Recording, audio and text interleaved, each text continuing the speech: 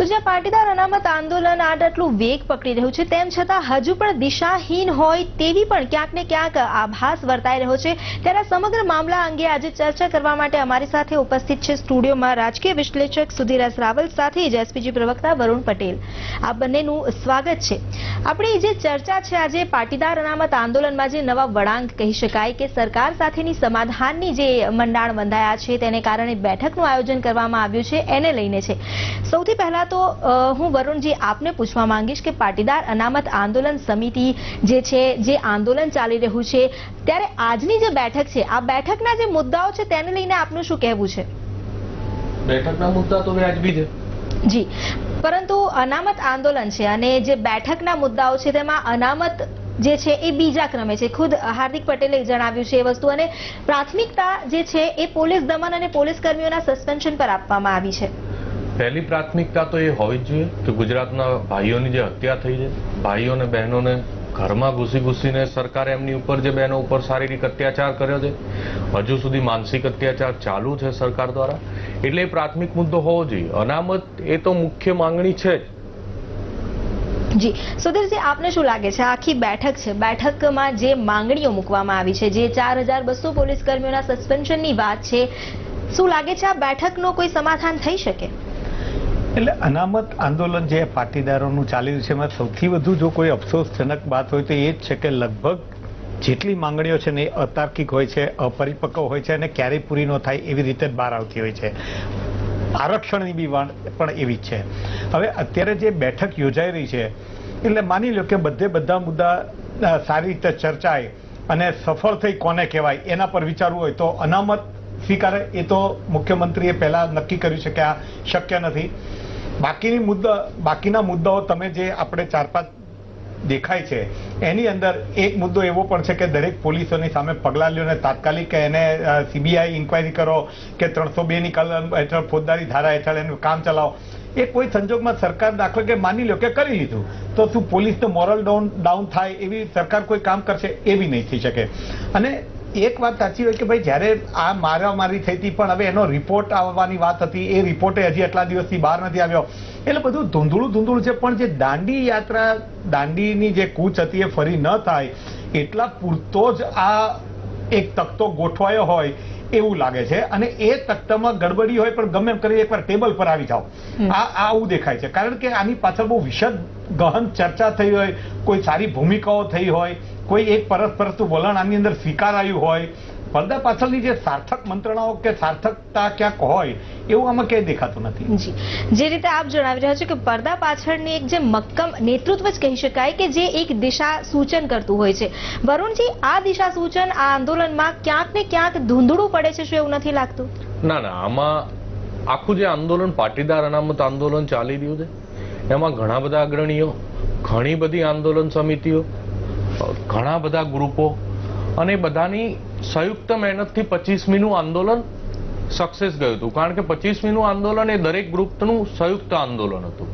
25મી પછી આંદોલન સમિતિએ દાંડી યાત્રા નક્કી કરી, એસપીજી ગ્રુપે પાલનપુરમાં ધરણા ઉપર બેઠું, બીજા ગ્રુપો પોતપોતાની રીતે કોઈ લીગલ પ્રોસિજર કરે છે, કોઈ જનસંપર્કમાં છે, કોઈ સીઆઈડી ક્રાઇમમાં કમ્પ્લેન કરી રહ્યું છે અને જે આ ટેબલ ઉપર જે બેઠક અને જે બોલાવવામાં આવ્યા એનું રિયલ પડદા પાછળનું પ્રેશર તો એ છે કે જ્યારે માનનીય પ્રધાનમંત્રી અમેરિકાની મુલાકાતે જવાના છે અને જે ઓવરસીઝ આંદોલન શરૂ થયું છે અને ત્યાં એમની વર્ષોથી બનાવેલી ઇમેજ ઓવરસીઝ આંદોલન દ્વારા કાળા વાવટા બતાવી અને કાળા કપડાં પહેરીને એ ઇમેજ સ્પોઇલ ના થાય એની બીકના લીધે પીએમઓથી આદેશ આવ્યો છે અને સીએમઓ એક પપેટની જેમ કામ કરી રહ્યું છે, બીજું કોઈ છે નહીં આમાં। દાંડી યાત્રા જો 25મીની 25 લાખ માણસો સાથેની રેલીથી સરકારને બીક ના લાગી હોય તો દાંડી યાત્રા તો 2-5 લાખ માણસની કદાચ થવાની હતી, તો એમાં સરકારને બીવાની કોઈ જરૂર નથી। પણ જે મુખ્ય મુદ્દો છે કે જે અમેરિકામાં માનનીય પ્રધાનમંત્રીનો વિરોધ કરવાની અને માનનીય પ્રધાનમંત્રીશ્રીને પોતાના ગુજરાતી સમાજ માટે પોતાનો આક્રોશ જે વ્યક્ત કરવાના છે ત્યાંના। હું એક વસ્તુ આપને પૂછવા માંગુ છું, આપ જે કહી રહ્યા છો કે ઉપરથી પ્રેશર આવ્યો અને સરકાર જે ગુજરાત રાજ્યની સરકાર છે તે અહીં કામે વળગી ગઈ છે, પરંતુ આખા મામલામાં એ વાત પણ ભૂલવા જેવી નથી કે જે પ્રમાણે આખું આંદોલન વળાંક લઈ રહ્યું છે ક્યાંક ને ક્યાંક અગાઉ પણ બેઠકનું આયોજન કરવામાં આવ્યું હતું પરંતુ હાર્દિક પટેલ ત્યાં નહોતા ગયા। જ્યારે આંદોલન જે અમદાવાદની રેલીની વાત હતી એ પહેલા પણ આ વસ્તુ થઈ હતી, ત્યારે લેખિત આમંત્રણ નથી મળ્યું કે આ છે તે છે, એવા કેટલાય બહાનાઓ બતાવવામાં આવ્યા, પણ ક્યાંક ને ક્યાંક નિષ્ફળ રહી મંત્રણા. ત્યારબાદ આ ફરીથી આવ્યું છે. ત્યારે તો પીએમઓથી કોઈ દબાણ નહોતું. ત્યારે ભૂતકાળમાં ઘણી બધી સમિતિઓ, સરદાર પટેલ ગ્રુપ પણ 2 વાર સીએમઓમાં મીટિંગ માટે ગયું છે. જે આંદોલન માટેની જે સમિતિ બનાવી હતી માનનીય નીતિનભાઈના અધ્યક્ષસ્થાને, ત્યાં સરદાર પટેલ ગ્રુપની કમિટી પણ જઈ આવેલી છે, આંદોલન સમિતિની પણ કમિટી ત્યાં જઈ આવેલી છે. પણ ત્યારે સરકારની એક જ ભૂમિકા હતી કે સરકાર આવતે પાણી પીવડાવતી, ચા પીવડાવતી, અડધો કલાક બેસાડતી અને કોઈ નક્કર વાત કર્યા વગર બહાર આવીને મીડિયામાં ડિક્લેર કરતી કે અમારી આંદોલનના અનુસંધાનમાં અને આમની માંગણીના અનુસંધાનમાં વિસ્તૃત ચર્ચા થઈ છે, અમે વિચારીશું. પણ હકીકતમાં કોઈ ચર્ચા થતી નથી અને આજે પણ એ જ થવાનું છે. આ તો ખાલી સરકારની એક ગેમ છે, આંદોલનકારીઓનું વૈશ્વિક લેવલે મોરલ ડાઉન કરવું, સમાજમાં એવા મેસેજ પહોંચાડવા કે આંદોલન એ ડાયવર્ટ થઈ રહ્યું છે, આંદોલન બંધ પડી રહ્યું છે, સરકાર પોઝિટિવલી વિચારી રહી છે, એવા મેસેજ સરકાર દુનિયાભરમાં પહોંચાડવા માટે આ ખાલી ચાય પાણીની પાર્ટી જ છે, નથિંગ એલ્સ. સુધીરભાઈ, આપનું શું કહેવું છે આ વાત પર? એટલે જે બહાર આવે છે એટલે એમાં મિત્રની વાત ની એના જે સેન્ટિમેન્ટ છે એ બિલકુલ હસ્તાને છે નહીં. પણ વાત આખી વાતમાં, આંદોલનની વાતમાં એક જો કોઈ એક જ સાચો મુદ્દો હોય ને તો આ જે સમસ્યા છે ને એ સાચી વાત છે કે આ સમસ્યા છે જેના કારણે આંદોલન.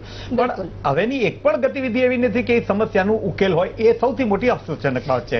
અત્યાર સુધીની કોઈ પણ પ્રક્રિયાઓની અંદર ક્યાંય હજી એવો સંકેત આશાનો ક્યાંયથી નથી આવ્યો, કોઈ સમાજમાંથી, આંદોલનકારીઓમાંથી, સરકારમાંથી કે ક્યાંયથી, કે જેમાં જે મૂળ હેતુ માટે લડાઈ ચાલુ કરી છે ને એની દિશામાં કંઈ ને કંઈ એક ડગલું તે આગળ વધાયું હોય.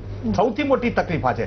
અને સૌથી સમસ્યા જે છે એ સાચામાં સાચી વાત છે, એના વિશે સમાજનો જે સમર્થન મળે છે એ બી એટલી જ વાત છે. એટલે આજની મીટિંગ નું એવું મહત્વ ક્યાંય દેખાતું નથી કે ભાઈ આની અંદરથી કોઈ અનામત આજે આજે સ્વીકારી લે એવી વાત નથી. ને બીજું, હાર્દિક પટેલ એન્ડ કંપની જે છે એમણે એવી માંગણીઓ મૂકી છે, એની કદાચ તો પહેલે દિવસથી આપણે 25મી થી જોઈ રહ્યા છે કે સ્ટ્રેટેજી એવી છે કે કોઈ પણ ન અમલ કરી શકાય એવી જ માંગણીઓ મૂકવાની. એટલે સરકારને એવું કહેવાનું મત નથી. સરકાર એમાં સાચી છે કે આ અતાર્કિક વાતો છે, અપરિપક્વ વલણ છે, એ બી બધું સાચું છે. એટલે અત્યારે આજની મિટિંગની જો તમે વાત કરો તો આમાં ક્યાંક કડવાશ 5% ઓછી પણ થાય ને તો મને એવું લાગે કે એ સાર્થક થઈ કહેવાય, કારણ કે આ મીટિંગનો હેતુ જ એટલો દેખાય છે. જી બિલકુલ. બરોબરજી, આપે હમણાં જણાવ્યું કે અગાઉ પણ સરકાર દ્વારા જે બેઠકો કરવામાં આવી હતી માત્ર ને માત્ર દેખાવ પૂરતી હતી, તો શું આ વખતની બેઠક છે, જેમ સુધીરભાઈએ પણ જણાવ્યું કે આંદોલનની માંગ સાચી છે, સમાજની માંગ સાચી છે, પરંતુ આંદોલનમાં જે રજૂ કરવામાં આવ્યું છે એ માંગ ક્યાંક ને ક્યાંક ખોટી લાગી રહી છે? એક વસ્તુ એ સમજો, હું એ પૂછવા માંગુ છું કે જે પ્રમાણની અત્યારની માંગ છે, સરકારે દેખાવ કર્યા તો શું તમે પણ અત્યારે મતલબ પાટીદાર સમાજ છે, શું પાટીદાર દ્વારા જે આંદોલનની માંગ મૂકવામાં આવી છે પણ દેખાવ માટે છે કે અત્યારે સરકારે આવી રીતે બેઠકમાં કર્યું તો આપણે પણ એવી કોઈ માંગ નથી રાખવી? ના ના ના ના, અનામતની માંગણી તો સંપૂર્ણપણે ચાલુ છે. પણ જ્યારે માનનીય મંત્રી શ્રી, આપણે શું નામ હું ભૂલી ગયો, નીતિનભાઈ, ના સૌરભભાઈએ જે આમંત્રણ આપ્યું, એમને કીધું કે ભાઈ, મારું એવું પર્સનલ લોજિક છે કે એમાં સૌરભભાઈએ એવું કીધું કે ભાઈ તમે અનામતની માંગણી સાથે અત્યારે મીટિંગ ના કરશો, એવું તાત્કાલિક ઉકેલાય એવો મુદ્દો નથી, પણ જે તમારા બીજા મુદ્દા છે એને સરકાર ઉકેલવા પ્રયત્ન કરશે. તમે અનામત માંગશો તો અમે કાલને કાલ નથી આપી શકીએ એવી પરિસ્થિતિમાં. એવું મારું માનવું છે કે સૌરભભાઈએ એવી વિનંતી કરેલી હોઈ શકે. એટલા માટે આંદોલન સમિતિએ પણ એ સ્પષ્ટીકરણ કર્યું કે અમારી જે કાલની મીટિંગ છે એ સરકાર દમનના વિરોધમાં છે. આંદોલનની લડાઈ તો અમારી ચાલુ છે અને આંદોલનની લડાઈ એ તો આખો વૈશ્વિક પાટીદાર સમાજ સામૂહિક રીતે લડી રહ્યો છે.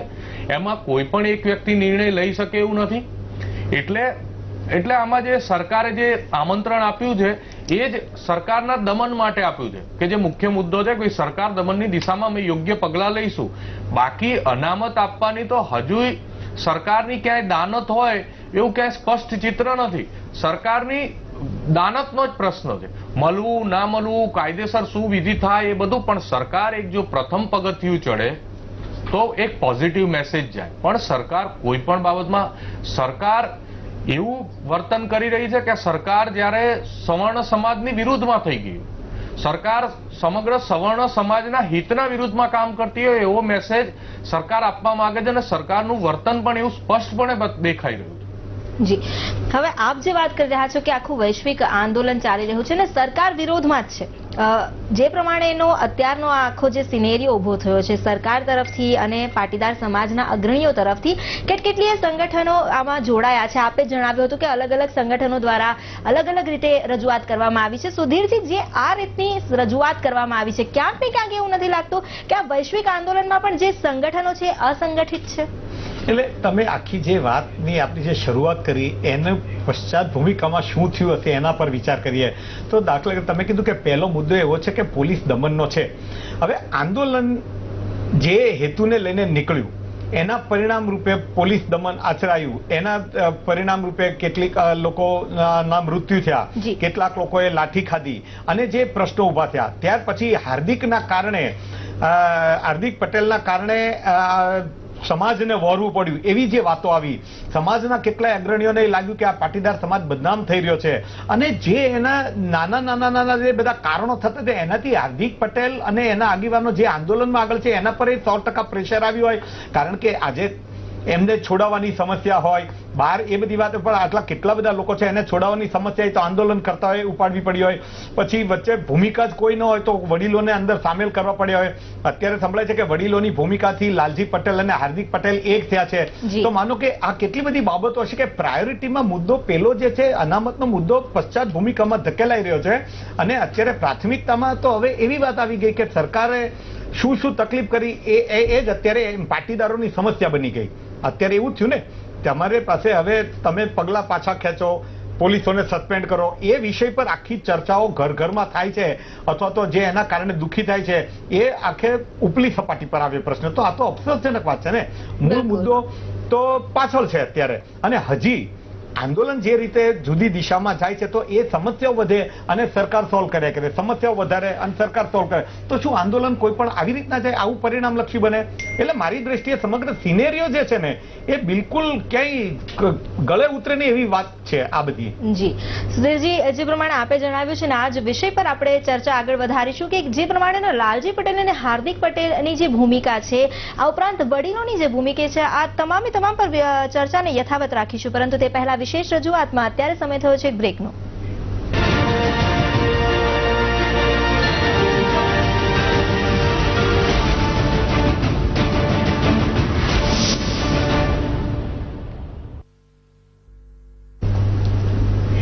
Welcome back. આપણી ચર્ચાને આપણે આગળ વધારીએ. આપણી સાથે અન્ય બે મહેમાનો પણ જોડાઈ ચૂક્યા છે. વરુણ પટેલ જે એસપીજી પ્રવક્તા છે, સુધીર રાવલ રાજકીય વિશ્લેષકની સાથે અરુણ પટેલ પાટીદાર અગ્રણી અને રાજકોટથી સંજય પટેલ વરિષ્ઠ પત્રકાર પણ અમારી સાથે જોડાઈ ચૂક્યા છે. હવે આ જે આખો મુદ્દો છે, બેઠકનો મુદ્દો મહત્વનો છે જે આજે થનાર છે. સુધીરજી, આ બેઠકનો જે પણ અંત આવે, પરંતુ બેઠક પહેલાની એક મહત્વની વાત એ છે કે હાર્દિક પટેલ અને લાલજી પટેલ ભેગા થયા છે. આ બંનેનો સંબંધ જોવા જઈએ તો ક્યારેય કેટલી વાર એવું થયું છે કે છૂટા પડ્યા ભેગા થયા. શું લાગે છે હજુ આ સંબંધ કેટલો ટકી શકે? તમારો બહુ સૌથી મહત્વનો પ્રશ્ન આ છે. કારણ કે જ્યારે સ્ટેજ પર આવવાનું હોય ત્યારે તો 25મી ઓગસ્ટે પણ ભેગા થઈ ગયા હતા, ત્યારે પણ એવું કીધું હતું, હજી સાંજ પડી ત્યાં સુધીમાં છૂટા પડી ગયા હતા. આંદોલન માટે સારું એ થશે કે બંને ભેગા જ રહે, એટલે જે ભેગા થયા એ વાત હોય એ સારી વાત છે. કારણ કે એક સુરમાં વાત થતી હોય તો કદાચ સરકારને કે આગલા પક્ષને કંઈક કરવું હોય તો સમજવી પડે, એટલે જે થયા છે એ સારી બાબત છે. પણ એ રહેશે કે કેમ નહીં એ તમે જે પ્રશ્ન કીધો એમાં ઘણી બધી શંકાઓ એટલા માટે છે કે એના માટે તો પહેલા ટ્રેક રેકોર્ડ જોવો પડે. બંનેની મેન્ટાલિટી જુદી છે. બીજું, હાર્દિક પટેલની ભાષા જે પહેલેથી જે છે, એક તો એવું કે છે મારો ભગતસિંહનો રસ્તો છે ને લાલજી પટેલનો ગાંધી, એને ભગતસિંહ શું છે એ ખબર નથી, એટલે કાં તો એને એનો ઇતિહાસ વાંચવો જોઈએ. ભગતસિંહ એટલે લોકોને મારામારી કરવા નીકળી પડતા હતા, બેફામ નિવેદનો કરતા હતા ને એવું બધું નથી. પણ બંનેની કાર્ય પદ્ધતિ જુદી છે. હવે વડીલોની સમજાવટથી આટલું ભેગા થયા તો એ મને એમ લાગે છે બહુ સારી વાત છે.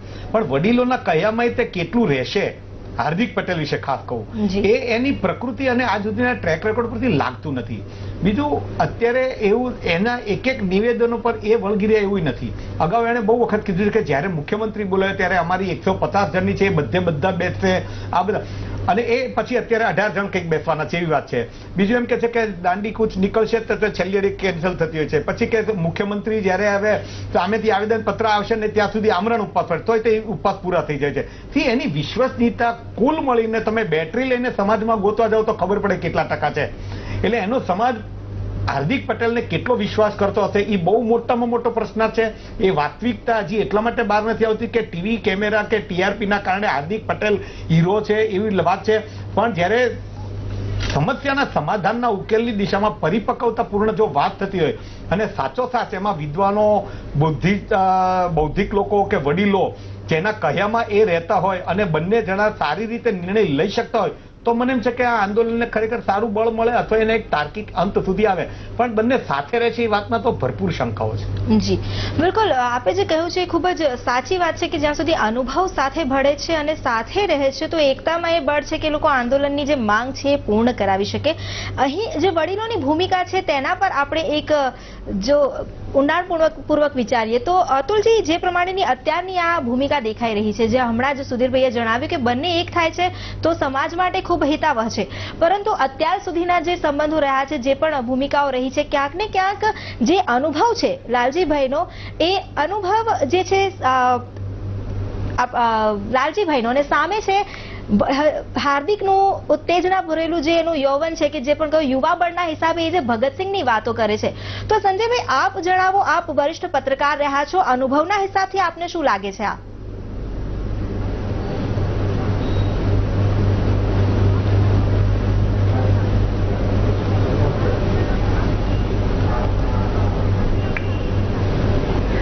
વનિતા, મને એવું લાગે છે કે હવે આ આંદોલન બહુ એક અલગ પ્રકારના તબક્કામાં પ્રવેશી રહ્યું છે.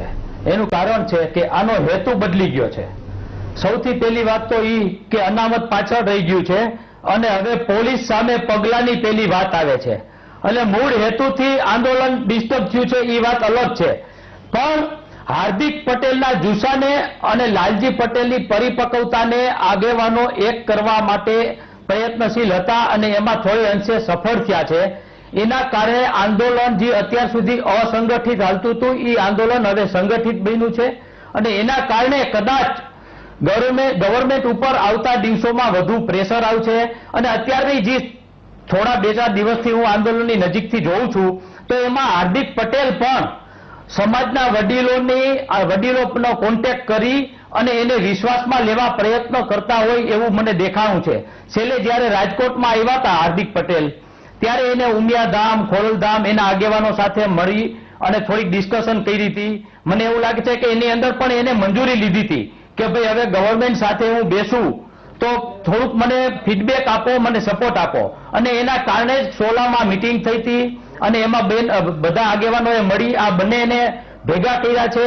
અને હવે આંદોલન એક થાય અને જો મજબૂત થાય તો ગવર્મેન્ટ માટે પ્રેશર છે.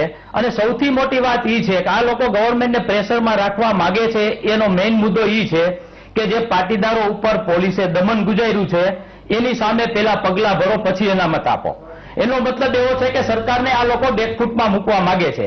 અને અત્યારની દ્રષ્ટિએ જોઈએ તો આ બેને એક થયા અને એમાં થોડે ઘણે અંશે એ લોકો સફળ થયા છે. હવે આજે સાંજે જે મિટિંગ થાય એની અંદર શું સિનેરિયો થાય છે એ પછીની વાત છે. પણ હાલના તબક્કે જે આ આંદોલન સંગઠિત થવા માંડ્યું છે, આ બે જે સુકાની હતા, અલગ અલગ બે અશ્વ હતા, એને સમાજના વડીલોએ પડદા પાછળ રહીને ભેગા કર્યા છે, સમજી લેજો. અને આની અંદર જે સંસ્થાઓ આ લોકોની વિરુદ્ધમાં હતી આંદોલનકારીઓનો, એ પણ એની ફેવરમાં આવી છે પોલીસ દમનની ઘટના પછી. એટલે સરકાર માટે આ વધુ ચિંતાનો વિષય છે. સરકારે જોઈ લીધું છે, એના મિનિસ્ટરોને પ્રોબ્લેમ થયા છે, ફેસ કરવા પડ્યા છે, કાર્યક્રમોમાં ઘણી હેરાનગતિ થઈ છે. એટલે હવે આવતા દિવસોમાં જો આનું સોલ્યુશન નહીં આવે તો કદાચ આંદોલન વધુ તેજ અને નિર્ણાયક બનશે એવું હું માનું છું. જી અતુલજી, આપનું શું માનવું છે? અત્યારે જે પ્રમાણે સંજયભાઈ જણાવી રહ્યા છે કે જે અનુભવી લોકો છે તેનું સમર્થન મેળવવા માટે હાર્દિકે પણ પ્રયાસ શરૂ કરી દીધા છે અને ક્યાંક ને ક્યાંક આંદોલન પર હવે વડીલો દ્વારા આ જે બે નેતૃત્વ છે તેને સંગઠિત કરવાના પણ પ્રયાસ આદરવામાં આવ્યા, જે કેટલાક અંશે સફળ રહ્યા. હવે વડીલોનું આ આંદોલન પર કેટલું વર્ચસ્વ તમને લાગે છે?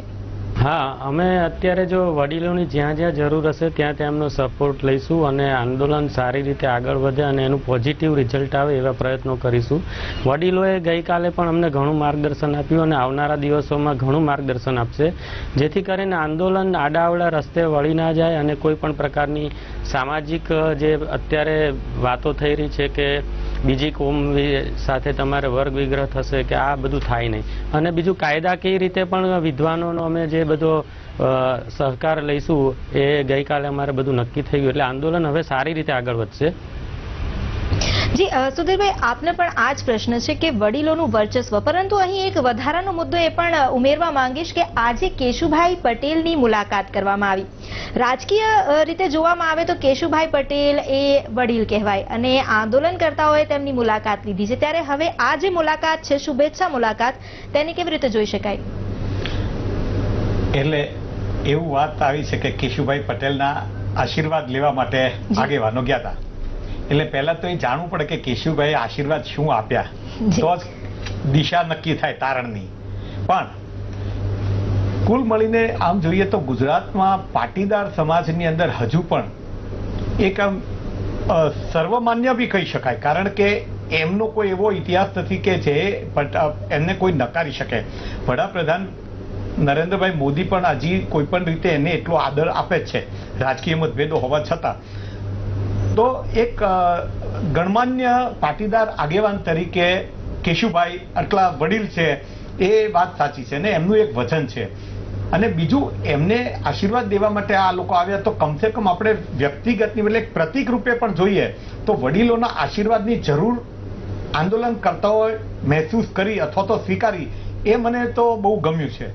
કારણ કે અત્યારે આખું જે આંદોલન એક છત્રછાયા વગર જે નીકળી પડ્યું હોય અને એને કોઈ શિસ્તના, કોઈ અનુભવના, કોઈ જ્ઞાનના, કોઈ પરિપક્વતાના સંદર્ભમાં ઢાળવામાં આવે તો સારા પરિણામો મળે. ઉલટાનું પાટીદાર સમાજ દુઃખી થતો બી અટકે, ગુજરાતની અંદર તકલીફ એ પણ અટકે. એટલે મને એવું લાગે છે કે પાટીદાર સમાજ તરીકે એમણે જો કેશુભાઈના આશીર્વાદ લીધો હોય. બાકી રાજકીય સૂચિતાર્થની દ્રષ્ટિએ તમે જુઓ તો રાજકીય દ્રષ્ટિએ અત્યારે કેશુભાઈ પટેલ કંઈક દરેક સાંસદો કે ધારાસભ્યો ઉપર ખૂબ પ્રભાવ ધરાવે છે એવી વાત નહીં. લગભગ એ પોતે અત્યારે નિષ્ક્રિય જ છે એવું પણ છે.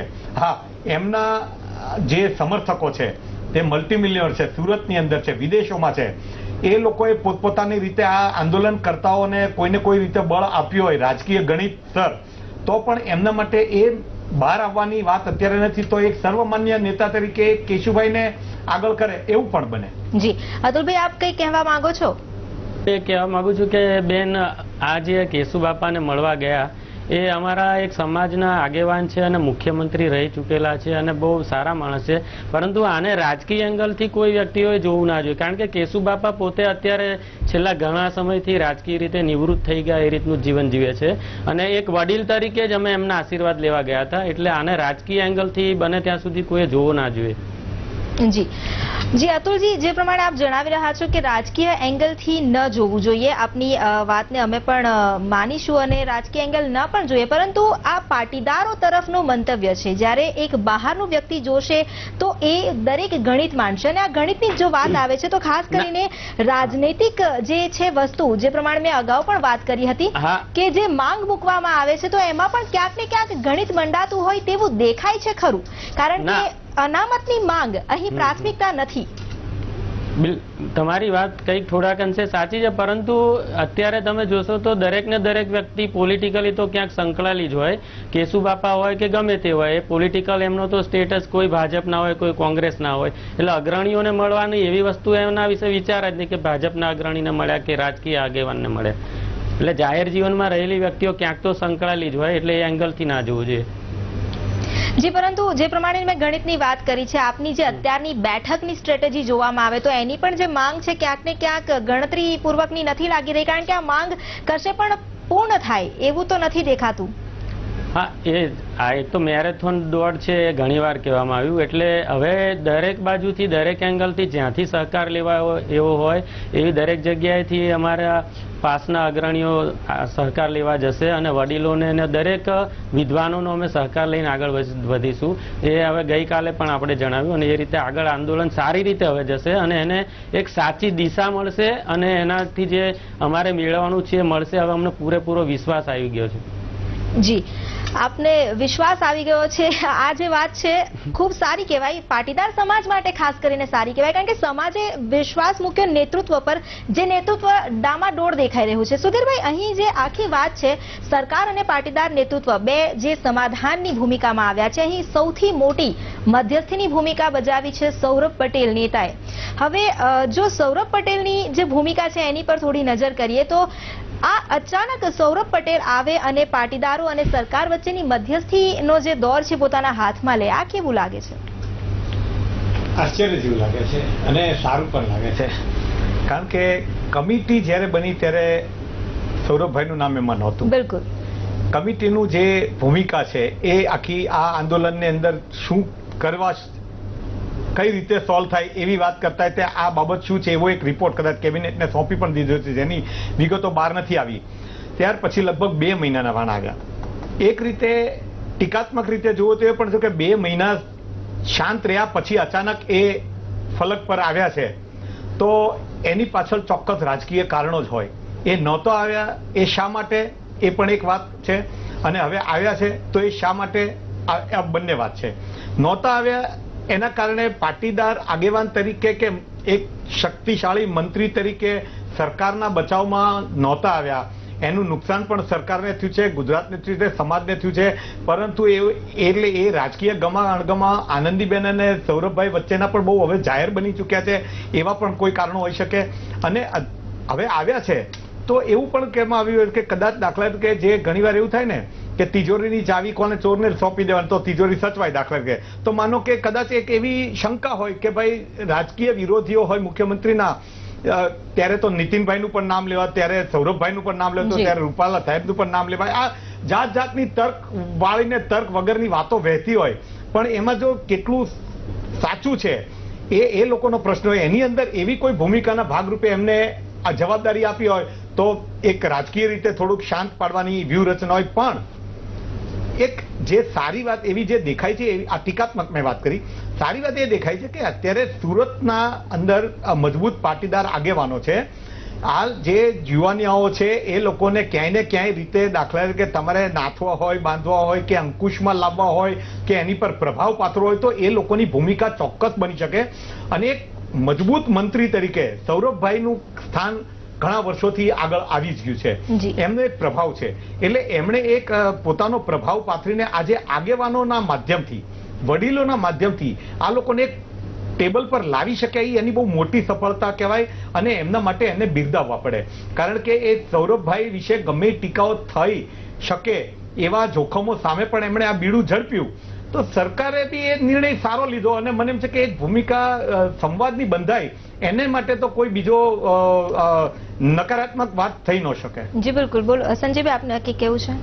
વરુણભાઈ, આમાં એવું છે કે સરકાર પોતાના પત્તા સાચવીને રાખતી હતી જી, કે આ પત્તું નથી ચાલતું તો ભવિષ્યમાં આ વાપરીએ.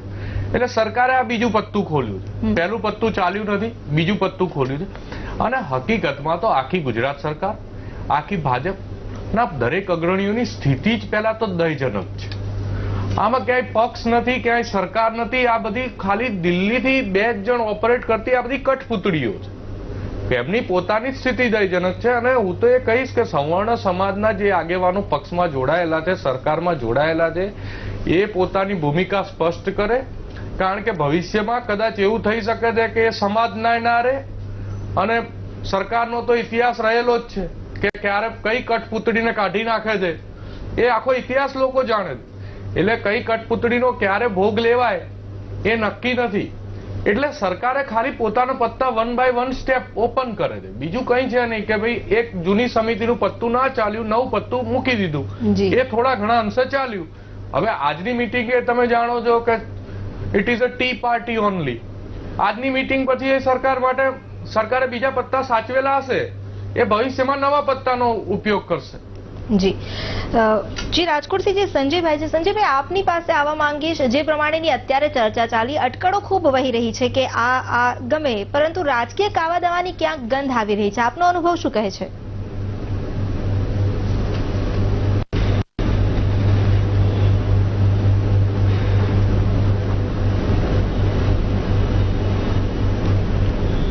બહુ સાચી વાત છે કે મને લાગતું નથી કે આજની મીટિંગ જે આ લોકોનો ટોન છે એની ઉપરથી પણ સક્સેસ જાય.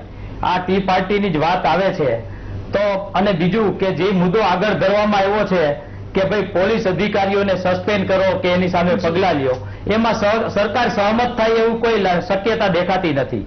એટલે આજની મીટિંગ છે એમાં આમ જોવો તો એક ફોર્માલિટી બની રહેશે અને આવતીકાલથી કદાચ એવું પણ બને કે સરકાર અને આંદોલનકારીઓ સામે તલવાર ખેંચે. પણ આ વખતે બે બાજુથી મોરા અલગ હશે.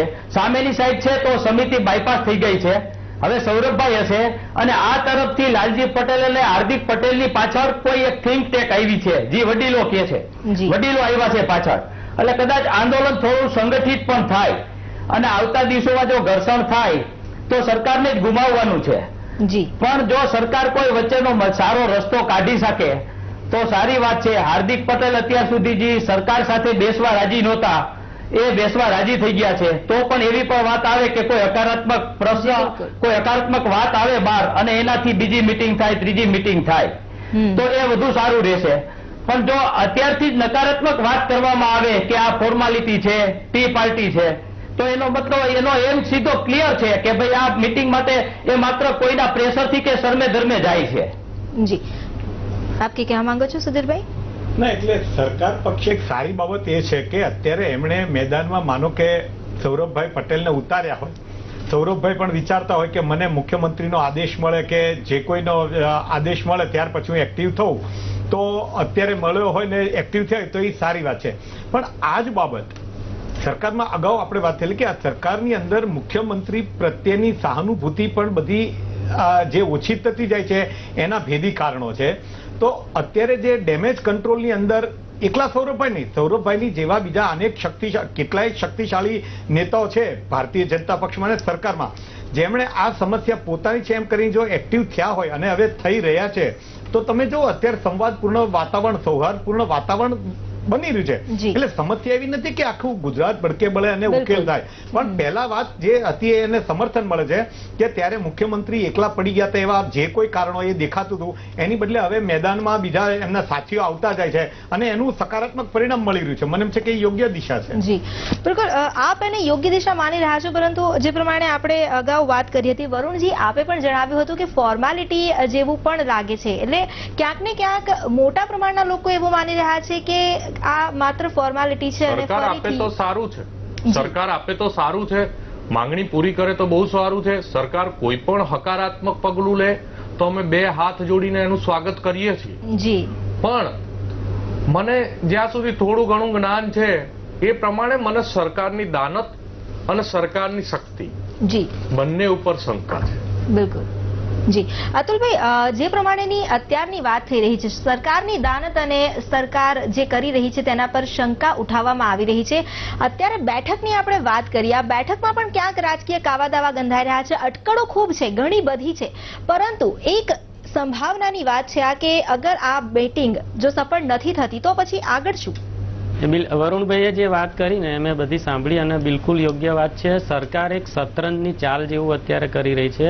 આ જાણે એક મોટી ગેમ થઈ ગયો એવું એક પછી એક મોહરા ઉતારે છે અને મને તો પોતાને એવું લાગે છે કે આવી રીતે ધીમે ધીમે આ લોકો આગળ વધશે ને 2017નું જ્યાં સુધી ચૂંટણીનું બ્યુગલ નહીં વાગે ત્યાં સુધી પરિસ્થિતિનું માપ કાઢશે, ક્યાસ કાઢશે કે કેવી રીતે છે, અને ત્યારે જ એ લોકો કોઈક એવું સ્ટ્રેટેજી ઉપર આવશે ગવર્મેન્ટ કે હવે આપણે શું કરવું. પણ અત્યારે બેઠક છે એટલે બધાએ જવું જરૂરી છે તો આગળ કંઈક વધે.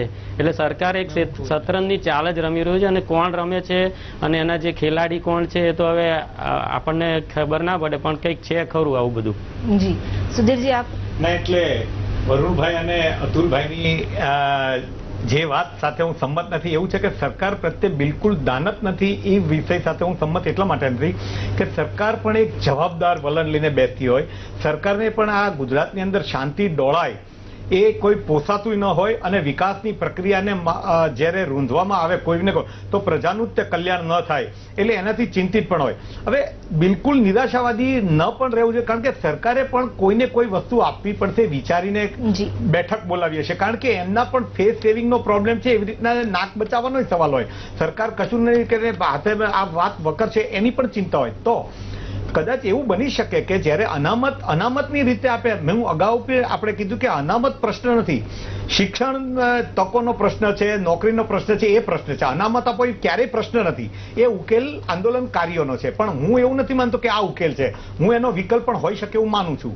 તો સરકાર માની લો કે જે લોકોને અન્યાય થઈ રહ્યો છે એના માટે કોઈ આર્થિક સારું પેકેજ આપે, પેકેજની બદલે કોઈ એક વ્યવસ્થાની અંદર સારો ભાગ આપે કે જેમાં ન્યાય થતો અહેસાસ થાય સમુદાયને, એની એક અંદર બાહેધરી હોય. તો મને એમ લાગે છે આજની મીટિંગ પણ એ કેમ નિષ્ફળ ગઈ કહેવાય. એટલે એટલો એક મારો એક મંતવ્ય છે કે એ બાબતથી બિલકુલ, અને સરકારે એવી ગણતરી કરી હોય એવું આપણે એને અંડરએસ્ટિમેટ ન કરે કે સરકાર અનામત ન આપે એ વાત તો નક્કી હોય, પણ અનામતના વિકલ્પમાં કંઈક સારો બહેતર વિકલ્પ પણ સરકાર લઈને આવી શકે ને. એના વિશે અત્યારથી આપણે નકારાત્મક વિચારીએ એ મને એમ છે કે ખોટું છે. મીટિંગ પૂરી થયા પછી સરકાર હાથ અદ્ધર કરી દે ને કે એવી અમારે કશું નથી દેવાનું, પછી તમે કહો તો એ વસ્તુ અલગ છે. રાજકીય વિશ્લેષક તરીકે માનનીય સાહેબ જે વાત કરે છે એ રાજકીય વિશ્લેષક તરીકે સાચી છે, પણ પીડા અમે ભોગવી છે. મારા ભાઈઓની હત્યા થઈ છે, મારી બહેનોએ પીડા ભોગવી છે, એટલે અમારી પીડા એ સમજી ના શકે, એ સહાનુભૂતિ વ્યક્ત કરી શકે. અને આ જે ઘમંડી સરકાર છે, આ ઘમંડી સરકાર જ્યારે આંદોલન છેલ્લા 3 વર્ષથી ચાલી રહ્યું છે, મીડિયાના કવરેજમાં એ 3 મહિનાથી આવ્યું છે, બીજા સમાજને 3 મહિનાથી ખબર પડી, પણ આંદોલન 3 વર્ષથી ચાલી રહ્યું છે. છેલ્લા 90 દિવસથી આંદોલન એના બહુ ઉચ્ચ તબક્કે ચાલી રહ્યું છે, પણ સરકાર ક્યાંય પણ પોતાનો ઘમંડ કે પોતાનો અહમ સાઈડમાં નથી મૂકી શકતી. આ સરકારનો આખી તમે હિસ્ટ્રી જોઈ શકો, સરકારની તમે હિસ્ટ્રી જોઈ શકો કે સરકારે કોઈ પણ સંજોગોમાં શું લૂંટાઈ જાય છે પબ્લિકનું, જનતાનું, કે જનતાને શું મળે છે એનાથી આ સરકારને ભૂતકાળમાં કોઈ ફેર નથી પડ્યો. પણ આ તો અત્યારે એમને ભાગવા માટે દુનિયા ટૂંકી પડવા માંડી છે. એમના કોઈ પણ નેતા ક્યાંય તો થાળીને વેલણ, ગામની બહાર બોર્ડ, માનનીય પ્રધાનમંત્રી અમેરિકામાં જાય તો એમને ગુજરાતીઓ ઉપર બેન મૂકવો પડે કે ભાઈ સિલિકોન વેલીમાં ગુજરાતીઓને ના આવવા દેતા. એટલે આ સરકારને હવે મોઢું છુપાવવા અને ભાગવા માટે ધરતી ટૂંકી પડવા માંડી છે, કે આજ સુધી તો ભારતમાં જ હતું, હવે અમેરિકામાં જવાય એવી પરિસ્થિતિ નથી રહી.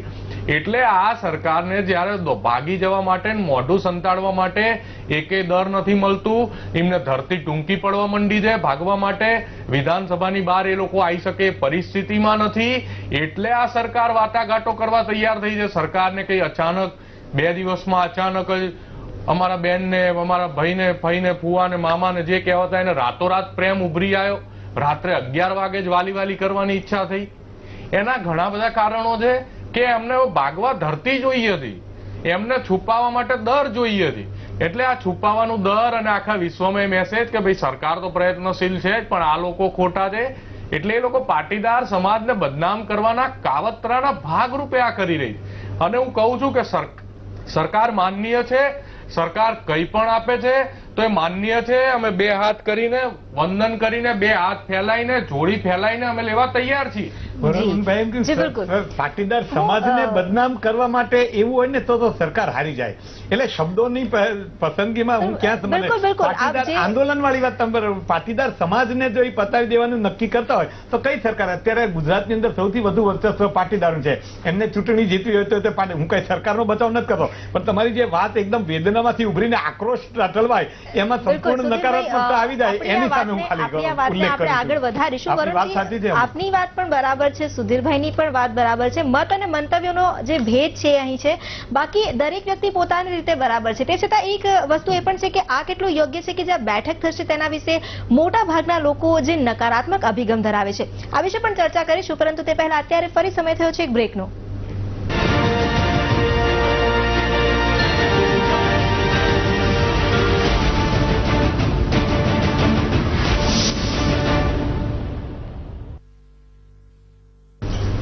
તો જે પાટીદાર અનામત આંદોલન છે, આ જ આંદોલનમાં જે વળાંકો આવી રહ્યા છે, સમાધાન તરફ જે ગતિ થઈ રહી છે, આ તમામ વિષય પર જ ચર્ચા ચાલી રહી છે.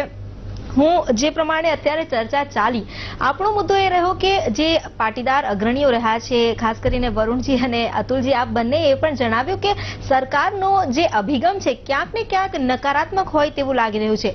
આપ સ્વીકારવા તૈયાર છો, પરંતુ પોતાની માંગ સાથે તો કોઈ જ બાંધછોડ ન થવી જોઈએ એ વાત પણ માનો છો. અતુલજી, આપને શું લાગે છે, આપની જે માંગ હતી, સૌથી પહેલી માંગ પાટીદાર સમાજની અનામતની, તે છતાં અનામતની માંગ જેને પ્રાથમિકતા નથી મળી અને આજે જે માંગ લઈને બેઠક થઈ રહી છે, અગર આ બેઠક નિષ્ફળ જાય છે, જે લાગી રહ્યું છે, કારણ કે દરેકનો મત એવો છે કે સરકાર રમી રહી છે, તો આ જ અભિગમથી જો પાટીદાર સમાજ પણ ત્યાં જશે, અગ્રણીઓ ત્યાં જશે, તો તે લોકોની બેઠકને સમાધાન તરફ આગળ વધવાને સ્થાને એવું લાગે છે કે એક કદમ પાછળ આવશે અને બેઠક નિષ્ફળ જઈ શકે, તો ત્યારબાદ શું?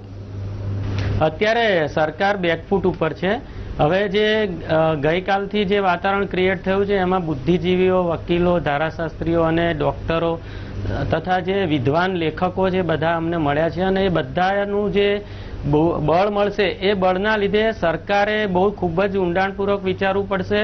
અને જો આવી રીતે સરકાર આ આંદોલનને અમને મહત્વ નહીં આપે, અથવા તો કોઈ એમ કહેશે કે અમે થોડુંક એવું આર્થિક પેકેજ આપીશું, તો આર્થિક પેકેજ તો આવા ગવર્મેન્ટે અગાઉ ઘણીવાર અલગ અલગ પ્રકારે સબસિડીઓ ને બધું આપ્યું, એનાથી ક્યારેય કોઈ ખેડૂત કે ક્યારેય કોઈ પાટીદાર કે કોઈ વ્યક્તિ, યુવકોનો વિકાસ થયો નથી. આ આર્થિક પેકેજ એક તો ક્ષણજીવી જ હોય છે. જ્યારે અનામત મળે તો શિક્ષણ ક્ષેત્રે કે નોકરી ક્ષેત્રે યુવકોને લાભ થાય અને યુવકો જે પાછળ અમારા ગરીબ ખેડૂતોના વિદ્યાર્થીઓ છે ભણી શકે અને નોકરી મેળવી શકે, તો જ સમાજનું ઉત્થાન થઈ શકે એમ છે. એટલે આ નાના પેકેજોથી તો અમે સ્વીકારવાના છીએ જ નહીં અને સરકાર સામે લડત પૂરજોશમાં ચાલુ રાખીશું. જી વરુણજી, જે પ્રમાણે અતુલભાઈએ કીધું છે કે નાના પેકેજથી તો અમારું કંઈ ના થાય, પરંતુ હજુ સરકારે પોતાનું પત્તું એ ખોલ્યું નથી કે એ લોકો કઈ રીતે નવો વિકલ્પ આપવા માંગે છે. ઇન કેસ એ વિકલ્પ જો યોગ્ય હોય, આજે વાત કરી પૈસાથી નહીં, પરંતુ જે શિક્ષણ અને જે નોકરીમાં જે તકલીફો પડી રહી છે એને ઇન્ક્લુડ કરીને જો પેકેજની જાહેરાત થાય, એને ઇન્ક્લુડ કરીને કોઈ વિકલ્પ બહાર પાડવામાં આવે તો? જો સરકાર કોઈ પણ હકારાત્મક પગલું લે તો અમે માનથી, સન્માનથી, પ્રેમથી એનો સ્વીકાર કરીએ છીએ. પણ જો સરકાર એવું કોઈ પગલું લે, અમે વર્ષોથી ભૂખ્યા છીએ, 60 વર્ષથી આ સમાજ ભૂખ્યો છે, અને જો સરકાર એ ભૂખ્યા સમાજને આખી થાળી પીરસવાની જગ્યાએ કૂતરાને અડધી રોટલી ફેંકતી હોય એવું વર્તન કરતી હોય, તો એ કોઈ પણ રીતે ચલાવવામાં આવશે નહીં. કોઈ પણ રીતે પાટીદાર સમાજનો એક પણ યુવાન કે એક પણ બેન એ સ્વીકારશે. જી. અને અતુલભાઈ, આજે આખા આંદોલનની વાત છે, આ આંદોલનમાં ઉડીને આંખે વળગે એવી કોઈક વાત હોય ને તો એ નેતૃત્વમાં જે ફાંટા પડે છે તે દેખાય છે. આપ ભલે કહો કે વડીલોની સમજદારી છે, વડીલોના અભિગમથી એ લોકો બધા ભેગા પણ થાય છે, પરંતુ એની ગેરંટી નથી હોતી કે આગળ જતા આ જે સંધાન છે તે કેટલું જોડાઈને રહેશે. આ વાત અગાઉ પણ આપણે સુધીરભાઈ સાથે પણ કરી હતી, પરંતુ આપ ખુદ પાટીદાર અગ્રણી છો, આપના તરફથી એ વાત જરૂરથી હું સ્પષ્ટ કરવા માંગીશ કે જો અગર નેતૃત્વમાં ફાંટા પડે છે તો સમાજ કોને અનુસરશે? હા મેડમ, નેતૃત્વમાં ફાંટાની કોઈ વાત જ નથી. ગઈકાલે જે આખું ક્રિએશન થયું એમાં બંને જણા સાથે જ હતા અને જે માર્ગ છે આઝાદીની લડાઈ આપણે જોઈ છે. ગાંધીજી લડતા હતા, સરદાર લડતા હતા, સુભાષચંદ્ર બોઝ લડતા હતા, ભગતસિંહ લડતા હતા. એટલે બધાનો હેતુ તો આઝાદી મેળવવાનો જ હતો. હવે ચાહે લાલજીભાઈ કઈ રીતના લડે, હાર્દિકભાઈ કઈ રીતના લડે એ વિષય નથી, પણ બધા સાથે છીએ અને સાથે આગળ લડાઈ લડવાના જ છીએ. એટલે તમે જે ફાંટાની વાત કરો હવે ફાંટા નથી, અંદરથી અમે બધા એક જ છીએ.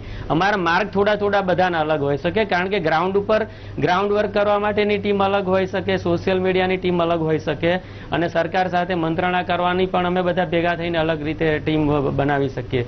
એટલે આ મતાંતરો અને ફાંટાની વાત એક બિલકુલ જે અત્યારના લેવલે ઉપજાવી કાઢવાની જે છે. આપની વાત સાચી છે, અત્યારના લેવલે નથી, પરંતુ એ વસ્તુની મેં પહેલા જ સ્પષ્ટતા કરી હતી કે આ ગેરંટી નથી, કારણ કે જે અત્યાર સુધી થયું છે એની વાત છે. જી વરુણજી, આપ કઈ કહેવા માંગો છો? જો આમાં છે ને, તમે મીડિયા પર્ટિક્યુલર તમારી વાત નથી કરતો, હા, પણ આ તો મીડિયા, આ તો હકીકતમાં 2 નેતા નહીં અને 200 નેતા હોવો અને 200 સમિતિઓ એક સાથે આખા ગુજરાતમાં રેલી કાઢવી.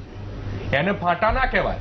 એને ફાંટા ત્યારે કહેવાય કે એક સમિતિ એમ કે અમારે અનામત નહીં જોઈતી ને એક એમ કે અમારે જોઈએ છે, એક એમ કે ના ભાઈ પોલીસને પ્રમોશન આપો ને એક એમ કે ના પોલીસને સજા આપો, ત્યારે એને ફાંટા કહેવાય. જો 200 જણા કે 200 સમિતિઓ કે 2000 સમિતિઓ આખા ગુજરાતમાં અલગ અલગ રીતે પોતાની અલગ અલગ શક્તિથી પોતાની બુદ્ધિ પ્રમાણે આખા ગુજરાતમાં કે આખા વિશ્વમાં વરુણજી, આપે એક સાથે કહ્યું વાત દેખાવ સાચી કરતી હોય ને એમ છે. કહેતા હોય કે અમારે અનામત જોઈએ છીએ, આપની તો વાત એમાં બિલકુલ ક્યાંય પણ સાચી ફાંટા છે નથી. કે આ જે વરુણભાઈની ફાંટાની વાત વાત કરી, તાર્કિક રીતે ભલે સાચી હોય એ વાત બહુ સરસ રીતે એમણે કીધી, પણ જ્યારે એમણે પોતાને જો આત્મમંથન કર્યું તો એમના કેટલાય કાર્યક્રમો રદ થયા, તો કયા કારણે થયા, અને હજી દાખલા કે બે જણની વચ્ચે માનો કે કહેવા કોઈ માંગુ મુદ્દો છું. આવ્યો તો કોણ એનો વડીલ- ફાઇનલ વોઇસ, એના માટે વડીલ- વડીલોની કઈ સાંકળ કામ કરશે, કોણ કામ કરશે, એની ક્લેરિટી હોય તો મને એમ થાય કે બિલકુલ. આખા સમાજના આશીર્વાદ એમની સાથે જ હોવા જોઈએ. વડીલ હું વચ્ચે રોકીશ. ઉતાવળે આંબા ના પાકે. હેલો. હાજી હા, ઉતાવળે આંબા ના પાકે. હજી ગઈકાલે જ બધું અમારે સંગઠન થવાની ચર્ચા ચાલી છે. હવે 1-2 દિવસમાં આ બધું થઈ જશે અને ત્યારે પછી તમને પોતાને પણ ખબર પડશે કે આંદોલન હવે કેવી રીતે આગળ વધી રહ્યું છે. એટલે આ ફાંટા ને બધાની વાતમાં અત્યારે કોઈ આપણે રસ લેવો ના જોઈએ અને આંદોલનને પોઝિટિવલી અત્યાર સુધી મીડિયાએ જે સહકાર આપ્યો છે એ રીતે અમારી સાચી માગને તમે સહકાર આપો એવી મારી બી અરજ છે આ બધાને. જી બિલકુલ, આપની સાચી માંગ જે છે, પાટીદાર સમાજની સાચી માંગ છે, તેની સાથે સહકાર જરૂરથી છે. અને આ જ આંદોલનની જે વાત થઈ રહી છે, આ આંદોલન અને બેઠક માટે ચર્ચા કરવા આપ સૌ અમારી સાથે જોડાયા તે બદલ આપ સર્વેનો ખૂબ ખૂબ આભાર. Thank you. તો પાટીદાર અનામત આંદોલન સમિતિ જે સમિતિ છે, આજે બેઠકની જે વાત ચાલી રહી છે, આ બેઠકમાં શું નિષ્કર્ષ આવે છે તેના પર સૌની નજર મંડાયેલી છે. જો કે ક્યાંક ને ક્યાંક વિશ્વસનીયતા પર પણ પ્રશ્નાર્થ ઉભો થયો છે. ત્યારે બેઠક બાદ આખું ચિત્ર સ્પષ્ટ થશે અને ત્યાં સુધી અમને પણ રજા આપશો. નમસ્કાર.